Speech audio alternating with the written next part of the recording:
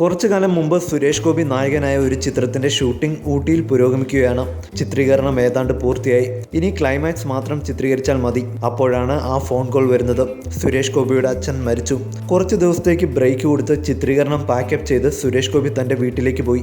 മരണാന്തര ചടങ്ങുകളും കഴിഞ്ഞ് കുറച്ച് ദിവസങ്ങൾക്ക് ശേഷം ചിത്രത്തിന്റെ സംവിധായകൻ സുരേഷ് ഗോപിയെ ഫോണിൽ വിളിച്ചു. സുരേഷ് ഏട്ടാ, നമുക്ക് ക്ലൈമാക്സ് അങ്ങ് തീർക്കാമായിരുന്നു. ഷൂട്ടിംഗ് എന്ന് തുടങ്ങാം.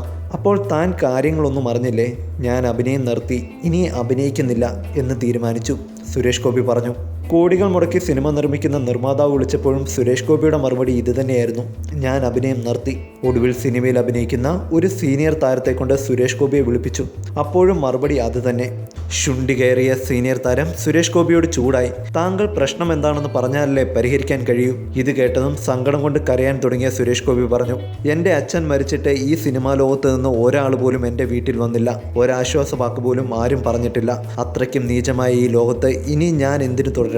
അതുകൊണ്ട് ഞാൻ അഭിനയം നിർത്തുകയാണ്, സുരേഷ് ഗോപി പറഞ്ഞു.